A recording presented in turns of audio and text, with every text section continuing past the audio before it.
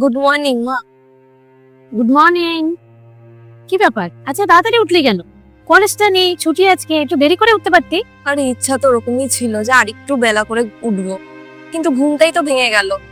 যাই হোক, তুমি এখনো টিফিন করোনি? আর টিফিন? যেদিন থেকে তোর বৌদি এসেছে না, সেদিন থেকে সব কাজের টাইমই চেঞ্জ হয়ে গেছে। ওকে আমি বলেছিলাম যে 8টার মধ্যে আমার টিফিনটা দিয়ে দিতে। কোথায়? এখন দেখ 8:30 বাজে, এখনো দিল। আমি বলছি শোনো মা, বৌদি কিন্তু এক নম্বরে ফাঁকিবাজ, না ঠিক টাইমে ওঠে না ঠিক টাইমে সব কাজ করে। তুই ঠিকই বলছিস, দাঁড়া ওকে আমি সাহায্য করছি। প্রিয়া, হ্যাঁ প্রিয়া, 8:30 তো বাজে, টিফিনটা কি পাবো না পাবো না? হ্যাঁ মা, আমাকে আর 10টা মিনিট দিন, তার মধ্যে খাবার রেডি হয়ে যাবে। এখনো 10 মিনিট? আচ্ছা, তোমাকে আমি কতবার বলেছি যে আমাকে সকাল সকাল টিফিনটা দিয়ে দিও। আজ ঘুম থেকে উঠতে একটু লেট হয়ে গেছে, সেই জন্যই আর কি দেরি হচ্ছে। ঠিক আছে, আপনি একটু বসুন, আমি এক্ষুনি আপনার খাবারটা নিয়ে আসছি। তোমাকে আমি কতবার বলেছি সকালে ঘুম থেকে একটু তাড়াতাড়ি ওঠো, তা না তুমি দেরি করে উঠবে।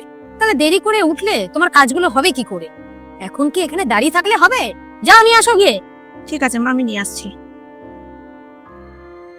মা, আমি বলছি শোনো, বৌদি কিন্তু মাত্র নতুন এসেছে এই বাড়িতে, তুমি এখন থেকেই বৌদিকে টাইট দিও। যদি না দাও, দাদাকে কিন্তু নিজের বশে করে রাখবে, আমি কিন্তু বলে দিলাম। তুই চিন্তা করিস না, তুই দেখতে থাক আমি ওকে কি করে হাতের মুঠে রাখি। মা, আপনার খাবারটা টেবিলে আমি রেখে দিয়েছি, আর রিম্পি তুমি এসে খেয়ে নাও। হ্যাঁ, আমি টিফিন করব, কিন্তু আমি না একটু চাউমিন খাবো, তুমি আমার জন্য একটু চাউমিন করে দাও। আমি তো অলরেডি সবার জন্য ব্রেকফাস্ট বানিয়ে ফেলেছি, আবার এখন। আচ্ছা ঠিক আছে, আমি তোমাকে সন্ধ্যেবেলা চাউমিন বানিয়ে দেবো।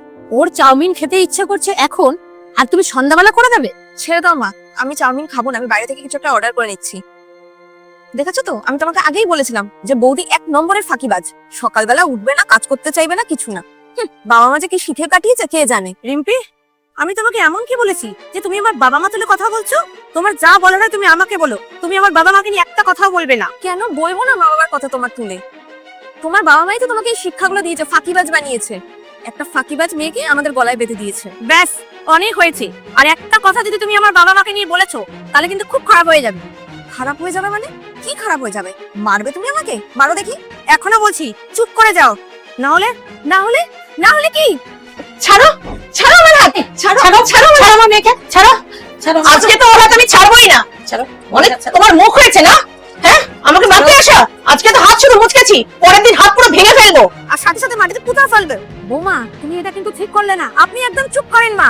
কয়েকদিন হয়েছে মাত্র আমি এখানে এসেছি, প্রতিটা কোথায় কোথায় আপনারা আমাকে ইনসাল্ট করেন। শুধু সম্পর্কের খাতিরে আমি কোনো কথা বলি না আপনাদের। আর তোমাকে বলে যাচ্ছি রিম্পি, যদি নিজের লিমিটে না থাকো, আমি তোমাকে বুঝিয়ে দেবো কি করে লিমিট